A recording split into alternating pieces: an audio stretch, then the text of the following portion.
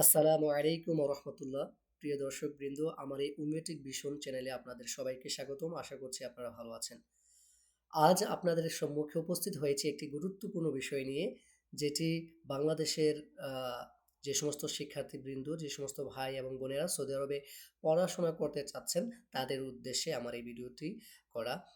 আহ, বিষয়টি আমি যে বিষয়টি নিয়ে আজকে আলোচনা করব, বিষয়টি হলো সৌদি আরবে ব্যাচেলর প্রোগ্রামে আবেদন করার জন্য কোন কোন ডকুমেন্টসগুলো লাগে, কোন কোন পেপারসগুলো আমাদের প্রয়োজন হয়। প্রিয় শিক্ষার্থীবৃন্দ এবং দর্শকবৃন্দ, আমরা কথা না বাড়িয়ে আমাদের ভিডিওর মূল পর্ব শুরু করছি। সৌদি আরবে ব্যাচেলর প্রোগ্রামে আবেদন করার জন্য যেই ডকুমেন্টসগুলো বা পেপারসগুলো লাগে, এগুলো আমি এখন বলবো ইনশাআল্লাহ। সৌদি আরবে ব্যাচেলর কিংবা অনার্স প্রোগ্রামে আবেদন করার জন্য আমাদের যেই ডকুমেন্টস বা পেপারসগুলো লাগবে, সর্বপ্রথম আমাদের লাগবে এক কপি ছবি। জেপিজি সাইজের এক কপি ছবি লাগবে। আবেদন কার্য সম্পন্ন করার জন্য আমার ছবি আমাকে সাবমিট করতে হবে, সেজন্য ছবিটা আমাকে সংগ্রহ করতে হবে আমার। আর এটা ইজি, আমরা করতে পারবো। ২ নাম্বার হচ্ছে আমার এইচএসসি কিংবা আলিম কিংবা সানভীর যেই ব্যাকগ্রাউন্ডেরই হই না কেন, আমার এইচএসসি কিংবা আলিম কিংবা সানভীর সার্টিফিকেট এবং মার্কশিট লাগবে। তাহলে এইচএসসি, আলিম, সানভীর সার্টিফিকেট, মার্কশিট প্লাস এগুলোর অনুবাদ কপিও লাগবে। এরপর হচ্ছে আমার একটা ভ্যালিড পাসপোর্ট লাগবে। ভ্যালিড পাসপোর্ট ছাড়া আবেদন করা সম্ভব নয়, সেজন্য পাসপোর্ট অবশ্যই লাগবে। এরপর হচ্ছে আমার একটা ল্যাঙ্গুয়েজ সার্টিফিকেট যদি থাকে, এটা আমার জন্য গ্রেট অপরচুনিটি। তো সেই জন্য হচ্ছে একটা ল্যাঙ্গুয়েজ সার্টিফিকেট যদি থাকে, এগুলো আমি সংগ্রহ করব। তাহলে এখন যে বিষয়গুলো বললাম, এগুলো হচ্ছে আবশ্যিক। এগুলো ছাড়া আপনি আবেদন করতে পারবেন না। অন্যান্য বিষয় যদি নাও থাকে, কিন্তু আপনার কাছে এই ডকুমেন্টসগুলো আছে, আপনার ছবি আছে, আপনার পাসপোর্ট আছে, আপনার আলিমের সার্টিফিকেট, মার্কশিট আছে, অর্থাৎ এইচএসসি কিংবা সানোভিয়ার সার্টিফিকেট, মার্কশিট এবং তার অনুবাদ কপি আছে, এবং হচ্ছে আপনার কাছে ল্যাঙ্গুয়েজ সার্টিফিকেট, এটাও আবশ্যক। এটা কিন্তু আবশ্যিক না, যদি থাকে ভালো। তো এই বিষয়গুলো, এই ডকুমেন্টসগুলো যদি আপনার কাছে থাকে, আপনি হচ্ছে আবেদন করতে পারবেন ইনশাআল্লাহ। এবং চান্স হবে না এটা বলার কোনো সুযোগ নেই। যেহেতু অন্যান্য ডকুমেন্টসগুলো সহজ করে দিয়েছে, অপশনাল করে দিয়েছে, তাহলে বোঝা যাচ্ছে এই ডকুমেন্টসগুলো দিয়ে আবেদন করা আ চান্স পাওয়া সম্ভব। আমি আমার এই বছর মিনিস্ট্রির এপ্লাইয়ের একটা অভিজ্ঞতার কথা বলি। আমি একজন বোনের একটা আবেদন করে দিয়েছিলাম, আমার রিলেটিভস, হ্যাঁ? এবং খুবই দরিদ্র ছিল। তো আমি হচ্ছে উনার হাসব্যান্ড আবার সৌদি আরবেই থাকে। তো আমি হচ্ছে উনার আবেদনটা করে দিয়েছিলাম। উনি গত বছর আবেদন করেছিল, কিন্তু এই বছর যেহেতু আবেদন করতে টাকা লাগে আপনারা সবাই জানেন। তো উনি বলল যে আবেদন করবে না, টাকার ক্রাইসিসে আছে। আমি আবেদনটা করে দিয়েছিলাম। তো আমি হচ্ছে শুধু এই ডকুমেন্টস গুলো দিয়ে উনাকে আবেদন করে দিয়েছিলাম। কিন্তু আমি একটা যেহেতু উনি আবেদন করতে চাচ্ছিল না, আমি একটু মানে টেস্ট স্বরূপ কিছু ইউনিভার্সিটি যেগুলো হচ্ছে পেইড সিস্টেম, এগুলোতে আবেদন করেছিলাম। তো বিশেষ করে যেমন ধরেন বাহা এবং হচ্ছে এই দারুল হিকমা একটা ইউনিভার্সিটি আছে। তো এর মধ্যে একটা ইউনিভার্সিটি থেকে উনার মেইল চলে আসছে। কিন্তু আমি অন্য কোনো ডকুমেন্টস, পুলিশ ক্লিয়ারেন্স বা অন্যান্য যে ডকুমেন্টসের কথাগুলো সামনে বলবো, এগুলো সাবমিট করিনি। কিন্তু উনার এই চান্স চলে আসছে। তো এজন্য বলছি যে শুধু এখন যে এই ডকুমেন্টসগুলোর কথা বললাম, এগুলো দিয়েও আবেদন করে আপনি চান্স পেতে পারেন এবং সম্ভব। এরপরে অপশনাল আগে এগুলো আবশ্যিক ছিল, এখন অপশনাল করে দিয়েছে। ওই সার্টিফিকেটগুলোর কথা বলছি।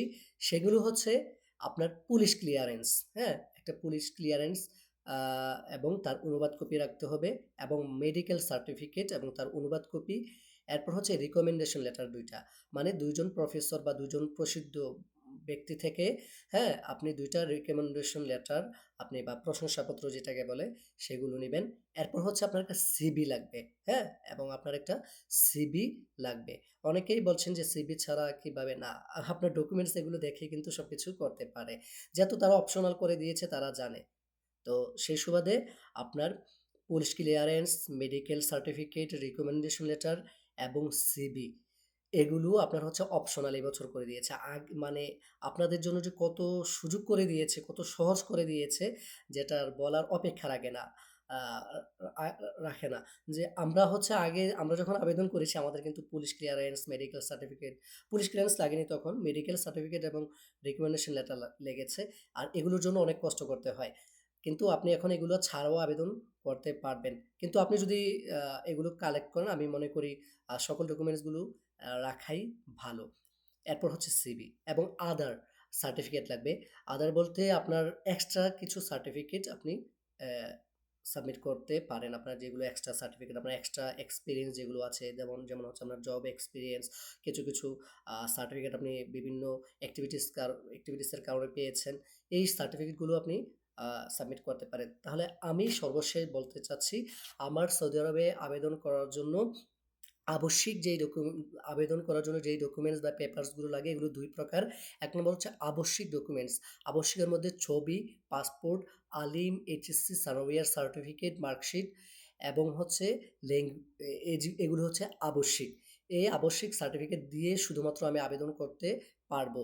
এরপর হচ্ছে কিছু অপশনাল সার্টিফিকেট এবং ডকুমেন্টস। যেমন হচ্ছে language certificate, police clearance, medical certificate, ২ টা রিকমেন্ডেশন লেটার এবং সিভি। আর যদি আদার্স সার্টিফিকেট লাগে। সুতরাং এগুলো হচ্ছে আপনার আবেদনের জন্য প্রয়োজন হবে। তবে যারা ভালোভাবে আবেদন করতে চান, আমি আপনাদেরকে সাজেস্ট করব যে চেষ্টা করবেন police clearance, medical certificate, recommendation letter, CV এগুলা রাখতে। যদি না থাকে সমস্যা নাই, তবে সাবমিট করলে ভালো। সেজন্য অবশ্যই এই সকল ডকুমেন্টসগুলো আপনি প্রপার একটা অ্যাপ্লিকেশন করার জন্য সকল ডকুমেন্টসগুলো রাখবেন। আর সর্বশেষ যেটা বলতে চাই সেটা হলো আপনার যেই ডকুমেন্টসগুলোর কথা বললাম, এই একাডেমিক সার্টিফিকেট, এইচএসসি, আলিমের সার্টিফিকেট, মার্কশিট এবং ল্যাঙ্গুয়েজ সার্টিফিকেট তো আছেই। Police clearance, medical certificate, recommendation letter, CV এই সবগুলোর অ্যারাবিক ট্রান্সলেশন লাগবে। সবগুলোর অ্যারাবিক ট্রান্সলেশন লাগবে। প্রিয় দর্শক, আশা করি আপনারা বুঝতে পেরেছেন। সুতরাং এই ডকুমেন্টসগুলো আপনাদের কাছে রাখবেন। যখন আবেদন শুরু হবে এই ডকুমেন্টসগুলোর মাধ্যমে আপনারা আবেদন কার্য সম্পন্ন করবেন। সবার জন্য শুভকামনা রইলো। সবাইকে অভিনন্দন জানিয়ে আজকের আমার এই ভিডিও এখানেই শেষ করছি। আর সবার কাছে অনুরোধ করছি আমার চ্যানেলটাকে সাবস্ক্রাইব করবেন, লাইক করবেন এবং আপনাদের যে মন্তব্য আছে মন্তব্যগুলো হচ্ছে কমেন্ট বক্সে লিখবেন। আপনাদের মন্তব্য অনুযায়ী আমরা পরবর্তীতে ভিডিও আরও বানানোর চেষ্টা করব আপনাদের চাহিদার উপর নির্ভর করে। তো আজকে এই পর্যন্তই। ভালো থাকুন, সুস্থ থাকুন। আল্লাহ সুবহানাহু ওয়া তাআলা আমাদের সবাইকে কবুল করুন। আসসালামু আলাইকুম ওয়া রাহমাতুল্লাহি ওয়া বারাকাতুহু।